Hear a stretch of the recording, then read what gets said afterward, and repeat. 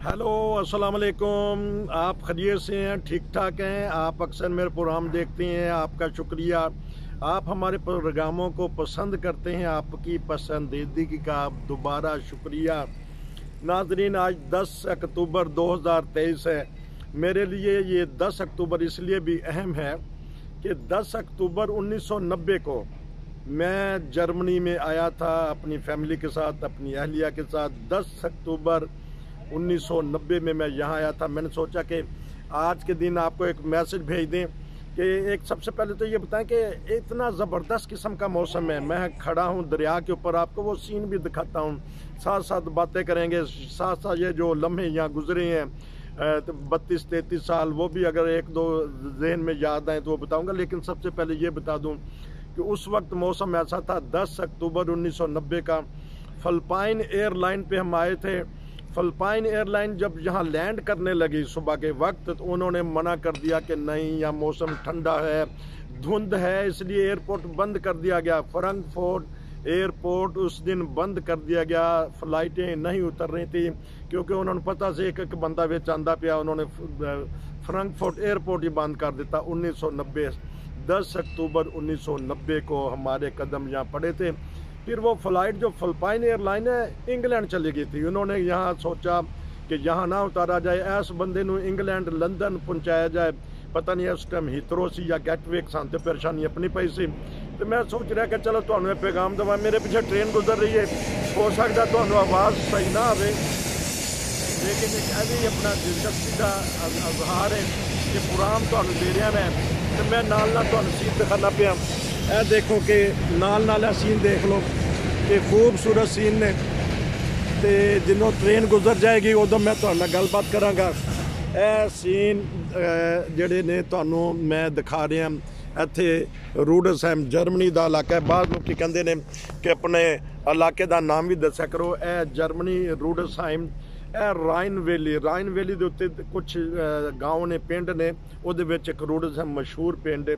उत्थे मैं खड़िया, गल हो रही सी कि वो फिलिपाइन एयरलाइन जी इस्लामाबाद तो उड़ी सी, वो आके इन्हों ने क्या कि नहीं जी लंदन चली जाए इत्थे, क्योंकि धुंध बड़ी सी, उदों ठंड बड़ी पैंदी सी। ठटर गए आ के इत्थे जदों आरजी तौर पर कैंप च उन्होंने रखा सानू, जिथे गैर मुल्की तारकी ने वतन नूं रखते हैं, उन्होंने जो रखा जिथे, तो वो शवालबाग का इलाका से, बड़ी ठंड सी उत्थे, बहुत शदीद किस्म की धुंध भी उन्होंने दिन पैंदी सी, ठंडा मौसम से। कहते हैं जर्मनी का मौसम चेंज हो गया। तो यह चेंज अज तो मैं दस पाया, जिस तरह अज 10 अक्टूबर 2023 है, जोड़ा इत्थे का मौसम है तकरीबन 25 टैंपरेचर होएगा, 25 ग्रेड या ग्राड असी उन्होंने कहेंगे जर्मन च, तो वो इस टाइम है। तो लेकिन कितना खूबसूरत है। मैं निकलिया सी कि चलो, और टाइम इस टाइम 2:30 बज रहे हैं दोपहर के, और इस टाइम लोग निकले ने, खूब सैर करन आए ने। नाल नाल मैं तुहानू हालात दसना पिया। पाकिस्तानी हालात जो आते हैं तो पता लगता है कि परेशानी बहुत सारी, महंगाई है, सियासी हालात ठीक नहीं रहे पाकिस्तान के, जो अज तो पहला 40-50 साल पहले से।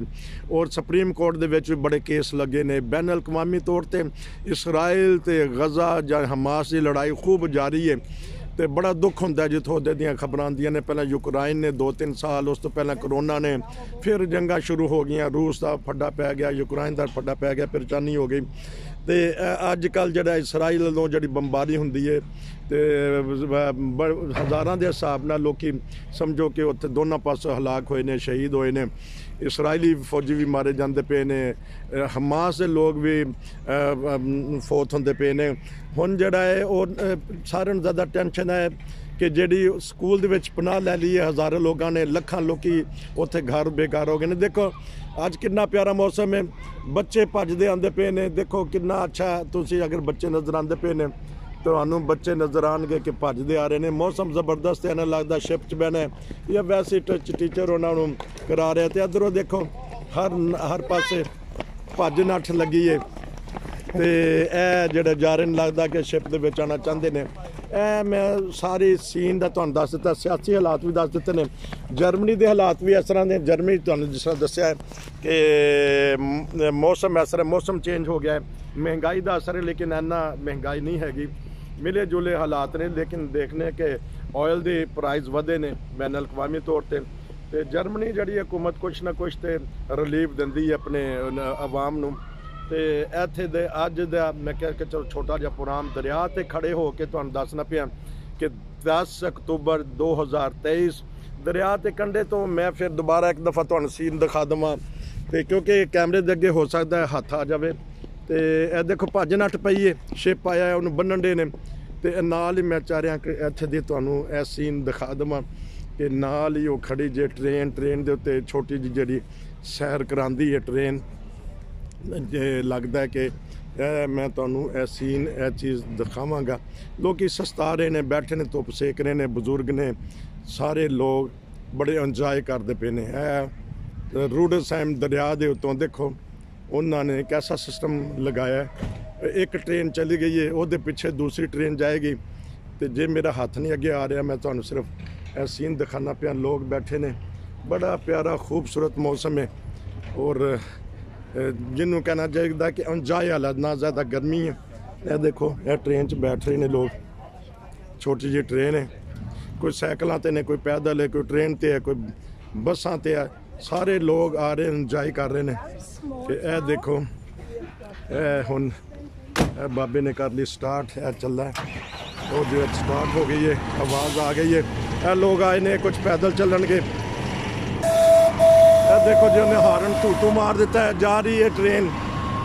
ਤੇ ਲੱਗਦਾ ਹੈ ਕਿ ਤੁਹਾਨੂੰ ਇਹ ਸੀਨ ਕਾਫੀ ਦਫਾ ਦਿਖਾਏ ਨੇ ਤੇ ਅੱਜ ਦਾ ਸੀਨ ਵੀ ਚੰਗਾ ਲੱਗੇਗਾ। ਅੱਜ ਦੀਆਂ ਮੇਰੀਆਂ ਗੱਲਾਂ ਕੁਝ ਪਸੰਦ ਆਈਆਂ ਹੋਣਗੀਆਂ, ਤੁਹਾਨੂੰ ਮੈਂ ਸਾਰੀ ਸਿਚੁਏਸ਼ਨ ਦੱਸ ਦਿੱਤੀ ਹੈ।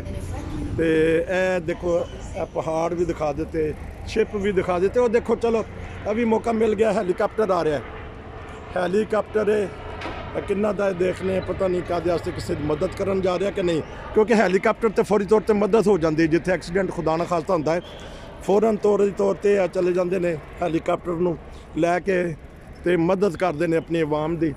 तो यह एक इंजॉय तुहानूं करा दिता है। तो कमेंट्स करया करो, राय दिया करो, मशवरे दिया करो, साडे प्रोग्राम कैसे ने, की चेंजिंग करिए। ਉਹ ਹਜੇ ਹੈਲੀਕਾਪਟਰ ਜਾ ਰਿਹਾ ਜੇ ਤੁਹਾਨੂੰ ਨਜ਼ਰ ਨਹੀਂ ਆ ਰਿਹਾ। ਤੇ ਦੇਖੋ ਸ਼ਿਪ ਦੇ ਪਿੱਛੇ ਲੁਕਿਆ ਤੇ ਉਹਨੇ ਲੱਗਦਾ ਹੈ ਕਿ ਮੈਂ ਕੋਈ ਕਿਸੇ ਦੀ ਮਦਦ ਕਰਨੀ ਹੈ। ਤੇ ਅੱਲਾ ਖੈਰ ਕਰੇ ਤੇ ਫਿਰ ਮੈਨੂੰ ਇਜਾਜ਼ਤ ਦਿਓ ਤੇ ਇਨਸ਼ਾਅੱਲਾ ਫਿਰ ਕਦੀ ਮਿਲਾਂਗੇ। ਕਿੰਨਾ ਖੂਬਸੂਰਤ ਮੌਸਮ ਹੈ। ਤੇ ਦੁਬਾਰਾ ਇਹ ਦੇਖੋ ਰੂਡਸਾਈਮ ਨੂੰ, ਇਹ ਦੇਖੋ ਕਿੰਨਾ ਇਹ ਸਾਰਾ ਇਸ ਇਲਾਕੇ ਤੇ ਮੈਂ ਖੜਾ। ਇਹ ਜਿਹੜਾ ਤੁਹਾਨੂੰ ਮੈਂ ਦਿਖਾ ਰਿਹਾ ਕਿ ਇਹ ਜਿੱਥੇ ਮੈਂ ਖੜਾ ਜੇ ਉੱਥੇ ਦੀ ਪੋਜੀਸ਼ਨ ਇਹਨਾਂ ਨੇ ਫਿਰ ਦਿਖਾ ਕੇ। ਤੇ ਦੁਆਵਾਂ ਯਾਦ ਰੱਖਣਾ, ਸਬਸਕ੍ਰਾਈਬ ਕਰ ਲੈਣਾ। ਰੱਬ ਰਾਖਾ।